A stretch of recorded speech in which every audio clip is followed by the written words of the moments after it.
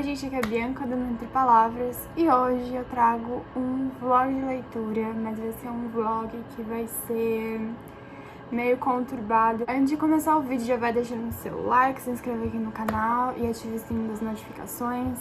E vamos lá, porque eu vou explicar o que vai acontecer antes de eu começar pra vocês poderem entender porque que eu talvez pare.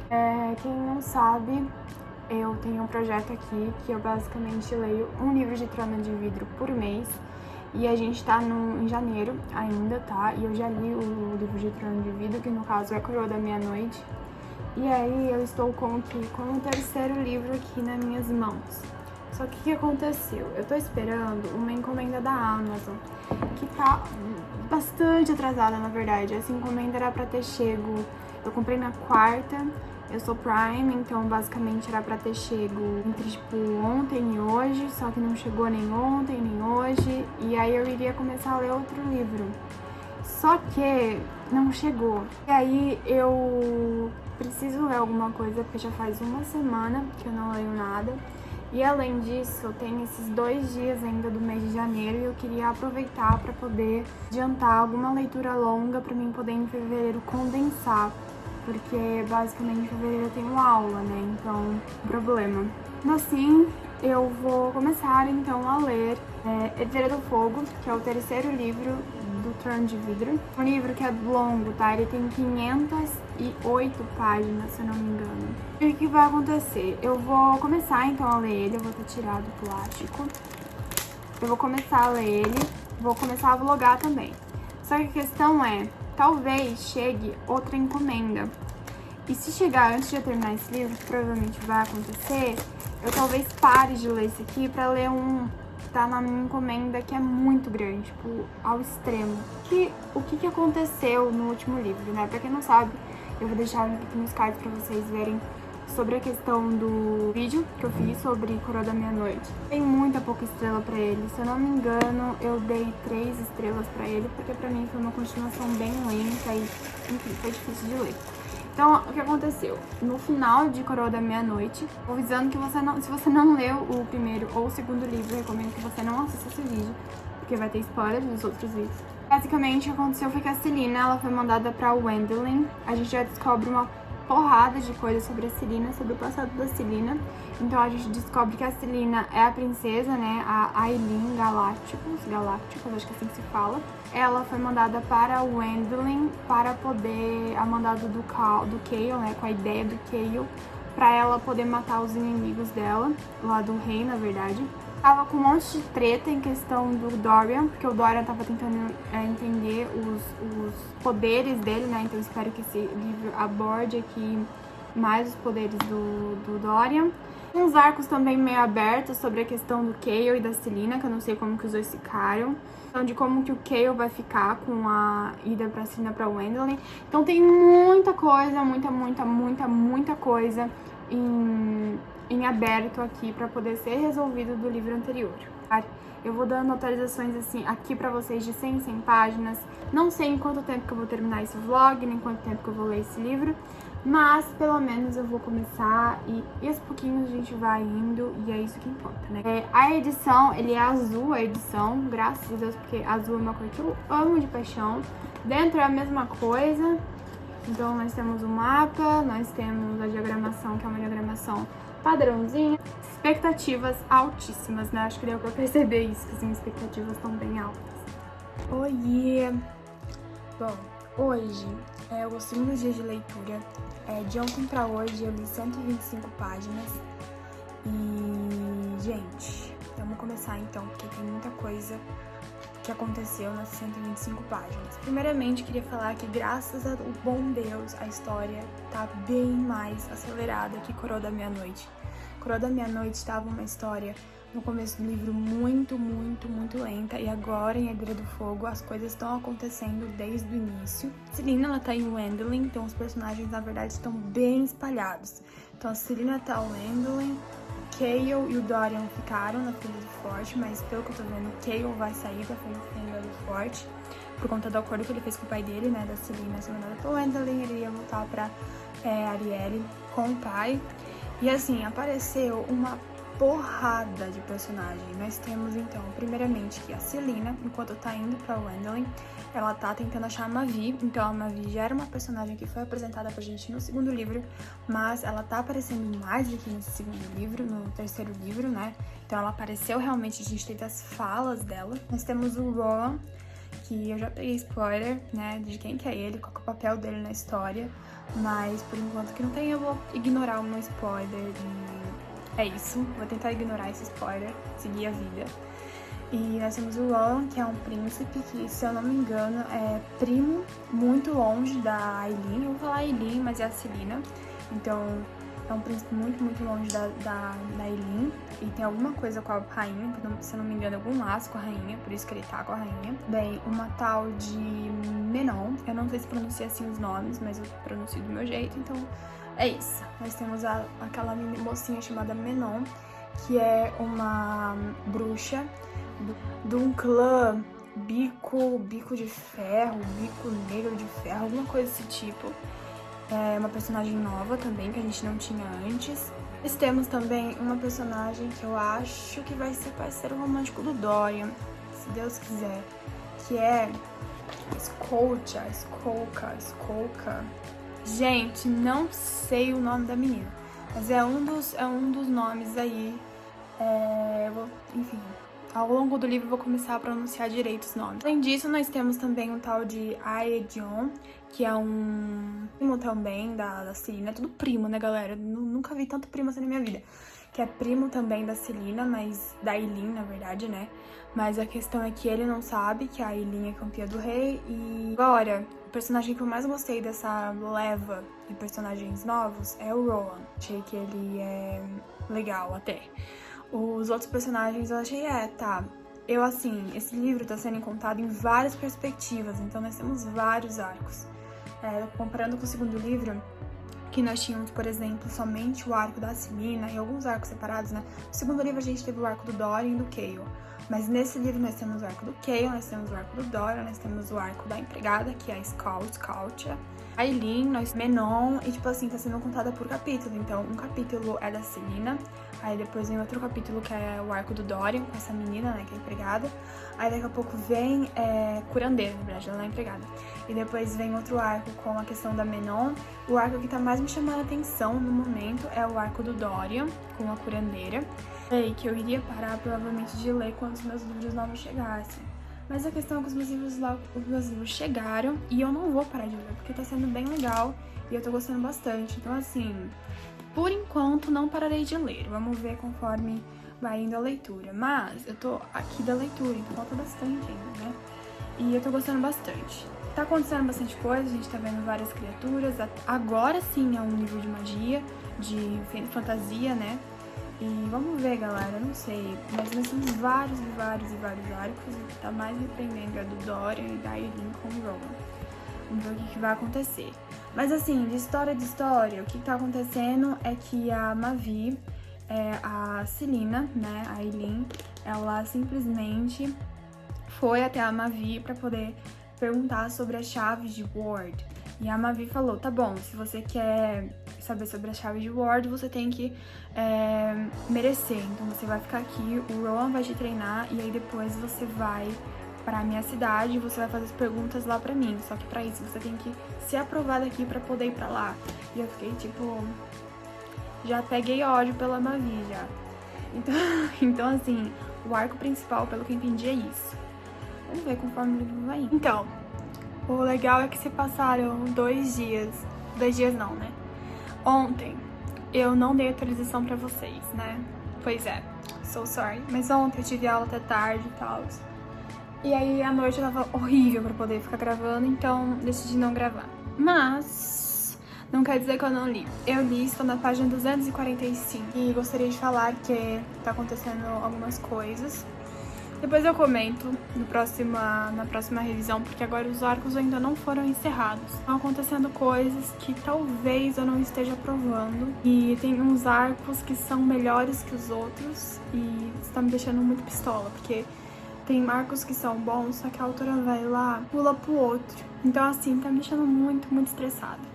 Mas estou na página 245, aconteceu várias coisas em vários arcos. Eu não vou falar tudo o que aconteceu aqui, senão vai ficar extenso. Mas eu já tô chegando na metade do livro. Ou seja, estamos aí encerrando bem rápido, né? Porque no outro livro que tinha menos página, eu encerrei bem mais devagar. Então, o que vai acontecer, né? Já tô assim já, sem expectativas. E aí, gente, como vocês estão? Hoje é uma quarta-feira. Eu dei atualização pra vocês ontem, de manhã cedo. Durante o dia, eu li demais, tipo, demais mesmo, principalmente durante a noite. Eu estou agora na página 400, ou seja, li muito mesmo. E o que eu tô achando?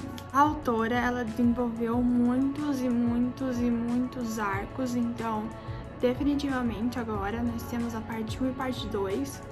E na parte 2 nós temos o arco do Dorian, da Celine e do Royan, o arco do Cale, o arco do Aedion e nós temos também o arco da bruxa lá, Menon. O que eu tô interessada no momento é o arco da Celina, um pouquinho do Dorian e na parte 2 pelo da Menon. Mas na parte 1 eu não estava nada interessada pelo da Menon. Pra mim a Menon poderia bater as caçuletas, que pra mim não se importava muito não. Agora tá começando a ter uma parte onde nós temos muito conflitos em questão de ataque, guerra, essas coisas. Então na primeira parte a gente teve meio que uma introdução dos personagens novos, que são muitos personagens novos, tipo, ao extremo. E agora na parte 2 nós temos 2 pontos que pra mim pegou bastante, que no caso é o possível relacionamento da Celina com o Royan. E a questão da...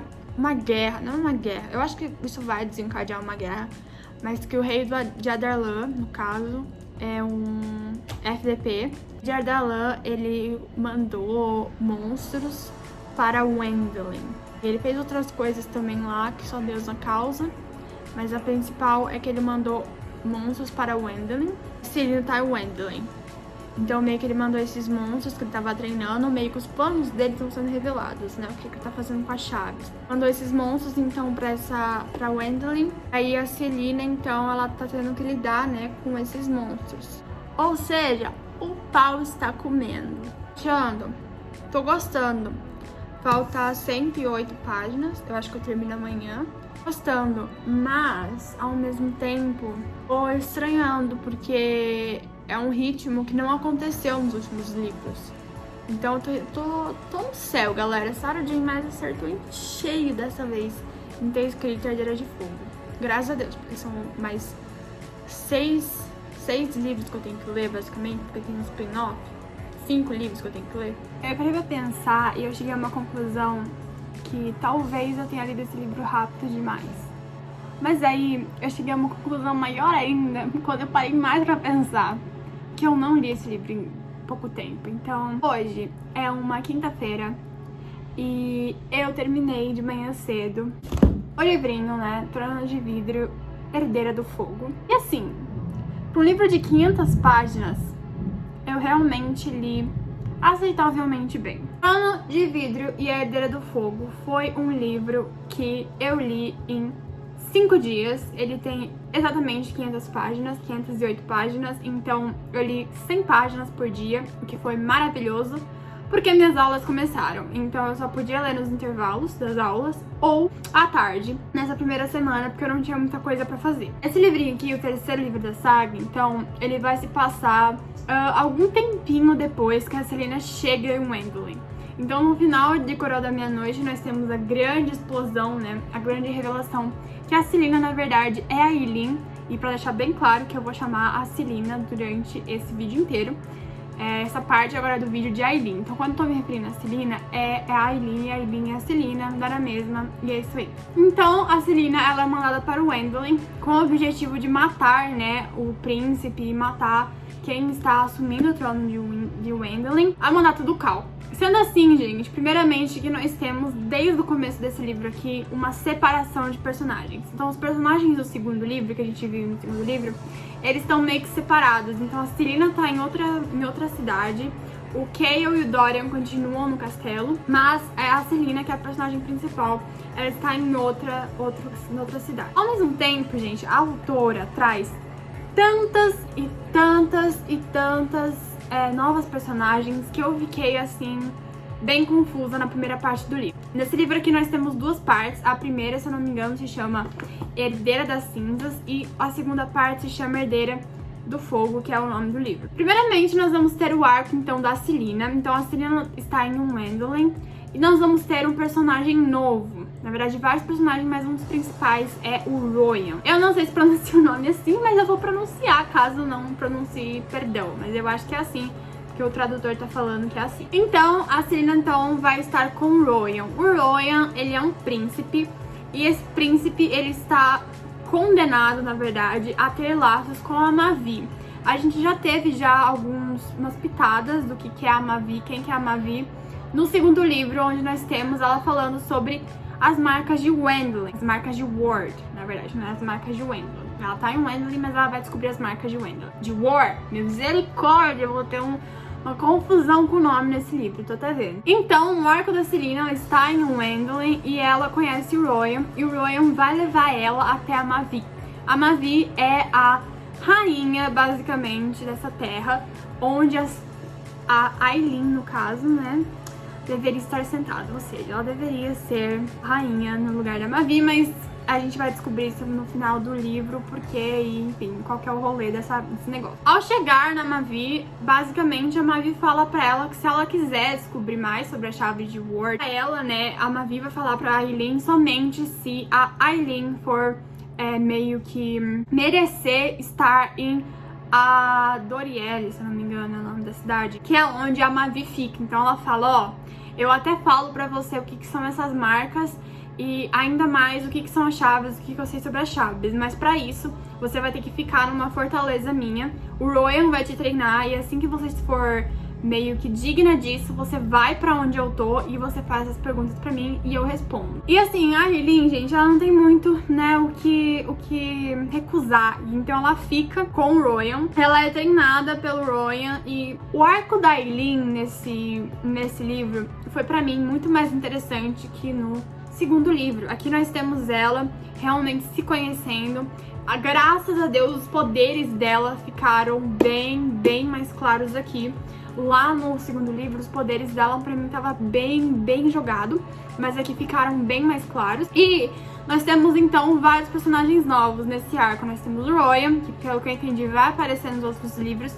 Nós temos a própria Mavi. Nós temos também alguns amigos que eles fazem lá. Então nós temos os amigos do Royan, que é o Gabriel, se não me engano. Nós temos os amigos da Aylin, que é o Luca, e o Emerys e o Malakai. Mas esses são personagens mais secundários. E o Royan, que nesse livro aqui se mostrou como um possível parceiro romântico para os próximos livros de Trono de Vidro. E vou falar que no começo eu tava tipo, não, eu quero ela com Cale. Mas aí depois que ela começou a se envolver com o Royan, eu fiquei tipo, Cale o quê, sabe? Tipo, não.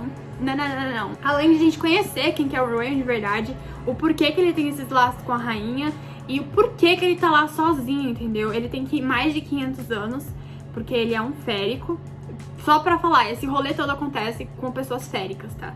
E assim, o arco da Aylin, ela fica, durante isso, né, acontecem várias coisas relacionadas à magia, várias tretas relacionadas à magia, tanto no primeiro quanto no segundo. Então no primeiro capítulo, na primeira parte, a gente vai descobrir mais sobre o poder da Aylin e todas essas coisas.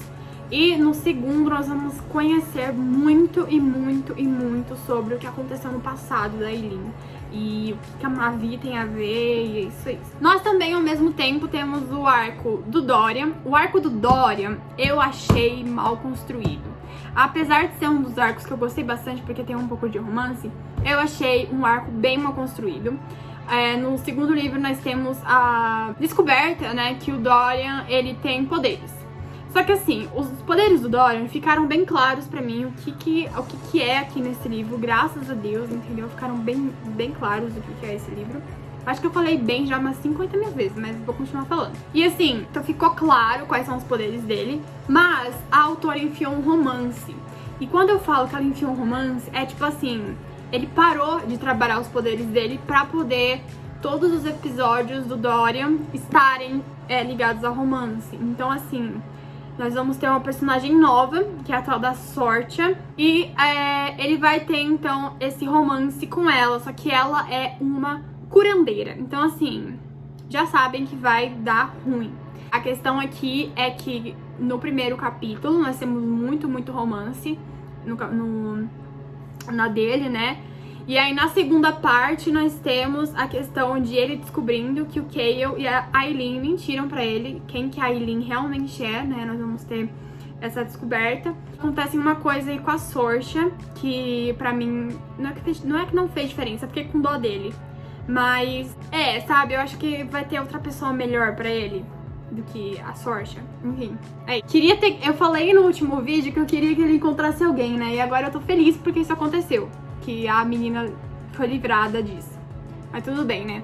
Querendo casais e querendo que eles acabem depois. Nós temos também o arco do Chaol, que pra mim foi um dos arcos mais chatos de todos os tempos. Porque o Chaol, ele descobriu quem que é a Celina, né? Realmente, que ela é a Aileen, no final de Coroa da Meia-Noite. Simplesmente, ele fica as primeiras partes dos livros, desse livro aqui, na minha primeira parte, pelo menos, remoendo o que aconteceu pra Aileen ter mentido pra ele, quem que é realmente a Aileen, se ele deve realmente confiar nela. Depois, lá pro final da parte 1, nós temos a chegada de um personagem novo. Na verdade, não é nem no final, é na verdade no meio. Mas acontece que os dois se envolvem nas tramas lá pelo final da parte 1, que é o Aedion. Ele é um primo distante da Aileen, que o Sr. Chaol só percebe depois que a Aileen chegou e, tipo, no segundo livro ele nem se toca que os dois são primos. Você só vai notar agora nesse terceiro, mas tudo bem, né? E aí, então, ele nota que o Aedion é primo da Aileen, e aí ele vai lá e conta pro Aedion. E o Aedion, ele é um subordinado do Rei de Ardalan, né? Que o Rei de Ardalan tem aqueles planos sombrios, então ele é subordinado do Rei de Ardalan. E aí o Chaol não entende, né? O Aedion, ele é basicamente subordinado ao rei, mas o rei matou praticamente toda a família dele e meio que quer acabar com o reino natal dele. Então o Chaol não se conforma. E aí ele acaba contando de uma forma, acontecem umas coisas, e ele acaba contando pro Aedion que a Aileen tá viva e que ela era a antiga campeã do rei e que ela tá em Wendling a mandado dele. E aí a gente descobre várias coisas sobre o Aedion, o que realmente tá acontecendo pra ele ser subordinado ao rei e se ele realmente é subordinado ao rei. Assim, por que eu achei que ficou tão entediante o arco dele? Por simples questões de a autora não quis, na verdade não soube colocar direito as falas deles. Porque assim, a gente tava saindo de um capítulo super emocionante, ou com a Menon, que é outra personagem que eu já vou falar, ou com a Menon, ou com a própria Celina, e daqui a pouco vinha um capítulo deles. E aí, tipo, perdia totalmente, sabe? Porque aí, tipo, eu queria saber mais sobre o capítulo anterior, e não sobre o capítulo deles. Além disso, se é até legal saber quem que é o Aedion, eu fiquei muito confusa em questão de árvore genealógica. Eu só fui entender realmente como que tá a árvore genealógica da família da Aileen e da família do Aedion depois que o livro acabou. Tipo, tava no final e eu fui entender onde cada um se encaixa. Porque se eu tivesse entendido antes, eu acho que seria até melhor, mas eu não entendi. Tipo, é muito primo, é muita coisa. Eu fiquei tipo, misericórdia o que tá acontecendo aqui nesse livro. Porque é muito primo, cara, é muito primo. Tanto que tem uma hora que o Aedion fala em casar com a Aileen, eu fiquei tipo, mas eles são primos? Aí eu lembrei que era um livro, né, que isso era normal acontecer nos mundos de fantasia. Mas eu fiquei tipo, gente, é primo realmente, sabe? Tipo, né? Mas tudo bem, a gente releva. Nós temos também um arco novo, né? Uma personagem totalmente nova e que não tem interferência dos personagens antigos no arco. Que no caso é a Menon. A Menon, ela é uma bruxa bico negro. E a gente já teve um resquício do que é esse mundo das bruxas no segundo livro. Que no caso nós tivemos a Perna Amarela, que todo mundo já sabe o rolê, a Celina, a Aileen mata ela e parará. E aqui, gente, nós vamos ter então a apresentação da Menon, quem que ela é, qual é o poder dela, né, durante um clã. Nós temos a apresentação das 13, que tipo é ela, mas um exércitozinho dela, que é dela mesmo, que é As 13. E ela é uma bruxa. Ela é uma bruxa e ela realmente come seres humanos. Tipo, come mesmo, ela mata os seres humanos. Mas aqui nós temos então a apresentação dela. O arco da Menon no começo estava sendo muito chato pra mim, porque eu não conhecia a personagem. E é aquela coisa, a autora coloca os capítulos em ordem que quebra totalmente o fluxo da história. Então pra mim tava sendo muito chato, mas depois que ela conhece, né, o arco dela basicamente é sobre ela domar uma serpente alada e ter uma competição aí entre os clãs das bruxas. E aí, quando ela começa a realmente desenvolver essa história, quando ela começa a treinar a serpente alada, aí fica muito legal o arco dela e a gente realmente se apega a ela. Eu me apeguei no final, na verdade eu me apeguei mais na parte 2 do livro do que a parte 1, mas eu me apeguei, então aí é isso. Ela vai ter alguma coisa vai ter relacionada ao próximo livro, porque ela não conheceu nenhum personagem aqui, tá? Tipo, que a gente conhece. A Eileen, Kayle, Dorian, ela não conheceu nenhum ainda. Então é o final desse livro. Bom, o final desse livro nós temos... Eu achei o final do Coroa da Meia-Noite melhor, tá? Porque nós temos aí um big de, tipo, uma revelação. Nesse aqui nós não temos uma revelação, e sim, temos uma revelação, mas pra mim foi muito fraca. Personagens meio que fazem uma difusão. Eu não sei como que a Sarah J. Maas vai conseguir unir os personagens depois. Isso explica, eu acho, porque os livros são tão grandes.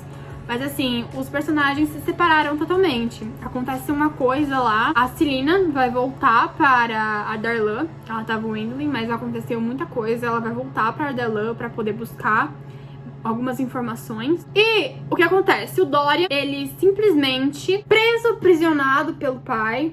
O Adion também. E o Kayle, ele fugiu. Então, pra você descobrir o que aconteceu para os personagens estarem nessa situação, você precisa ler. Mas assim, basicamente, os personagens se separaram, tá? Então eles estavam um núcleo aqui, e na verdade agora ficou 30 mil núcleos. Mas eu espero que a Sarah J. Maas junte todos eles. Então agora nós temos o núcleo da Celina, nós temos o núcleo do Dorian, do Edion, nós temos do Kayle, nós temos da Menon. Então, assim, são basicamente muitos e muitos núcleos separados que a autora precisa juntar nos próximos livros. Pontos que ficaram em aberto no outro livro e continuam em aberto nesse livro são, no caso, as chaves de Ward. As chaves de Ward, a gente descobre mais um pouco sobre elas aqui.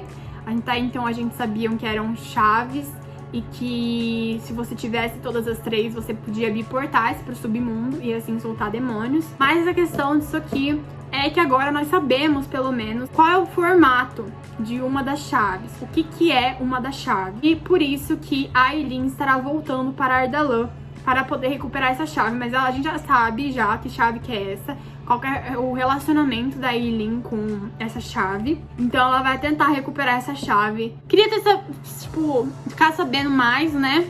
Mas ao mesmo tempo também a gente descobriu também alguns planos do rei e isso foi legal também da autora dar mais pra gente dos livros passados. No resumo da obra, gostei bastante do livro. Foi um livro que superou minhas expectativas. A gente sai da Coroa da Meia-Noite, que pra mim é um livro muito morno, tipo, muito, muito morno.